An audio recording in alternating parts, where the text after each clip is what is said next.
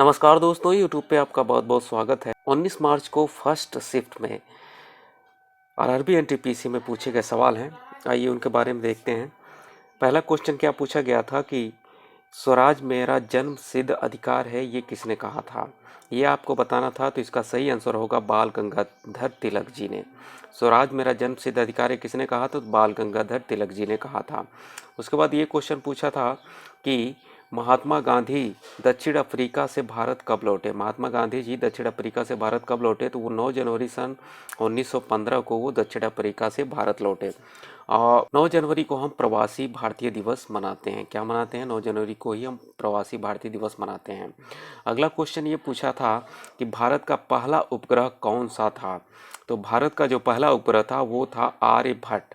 भारत का पहला उपग्रह कौन था? आर्यभट्ट। अगला क्वेश्चन ये पूछा था कि टेलीफोन से इंटरनेट किस माध्यम से चलाया जाता है। तो वो होता है, सही आंसर होगा इसका मॉडेम। मॉडेम के माध्यम से टेलीफोन से इंटरनेट चलाया जाता है। अगला क्वेश्चन ये पूछा गया था कि संयुक्त राष्ट्र के अस्थायी सदस्य कितने समय के लिए बनाया जाता है। तो इसका सही आंसर होगा 2 वर्ष के लिए। वर्ष 2019 में भौतिकी के क्षेत्र में किसको नोबेल पुरस्कार मिला था या दिया गया था। तो वो दिया गया था, एक था जेम्स पीबल्स थे, मिशेल मेयर थे और डीडीएल क्यूलॉस थे। इनको भौतिकी के क्षेत्र में नोबेल पुरस्कार मिला था 2019 में। उसके बाद ये क्वेश्चन पूछा गया था कि सबसे ज़्यादा बंदरगाह किस राज्य में स्थित हैं।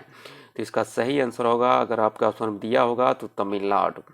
अगला क्वेश्चन ये पूछा गया था कि कागज़ की खोज किसने की थी। तो कागज़ की खोज जो की थी वो थे काई लून थे। कागज़ की जो खोज की थी वो थे काई लून थे। उसके बाद एक क्वेश्चन पूछा था विद्युत आवेश को किससे मापा जाता है। तो इसका सही आंसर होगा इलेक्ट्रोमीटर से मापा जाता है। अगला क्वेश्चन ये पूछा गया था भगवान बुद्ध को ज्ञान की प्राप्ति कहाँ हुई थी। भगवान बुद्ध को ज्ञान की प्राप्ति कहाँ हुई थी। तो भगवान बुद्ध को ज्ञान की प्राप्ति जो हुई थी वो बोध गया में हुई थी। अगला क्वेश्चन ये पूछा था कि अंतर्राष्ट्रीय न्यायालय में जजों का कार्यकाल कितने वर्षों के लिए होता है। तो इसका सही आंसर होगा 9 वर्षों के लिए होता है।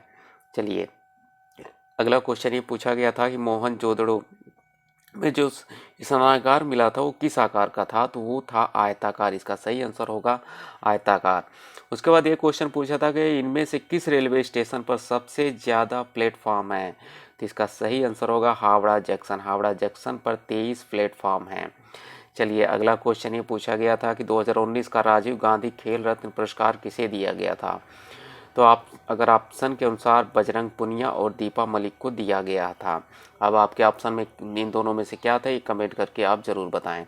अगला क्वेश्चन ये पूछा गया था कंप्यूटर में लोगो क्या है। तो कंप्यूटर में लोगो जो है वो प्रोग्रामिंग लैंग्वेज है। अगला क्वेश्चन ये पूछा गया था कि मुंबई मेट्रो द्वितीय चरण के लिए किसने वित्तीय सहायता दी। तो इसका सही आंसर होगा एशियन डेवलपमेंट बैंक, यानी कि एडीबी।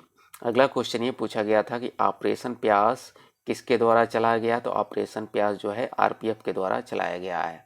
आई होप दोस्तों क्वेश्चन पसंद आए तो वीडियो को लाइक और चैनल को सब्सक्राइब जरूर कीजिएगा।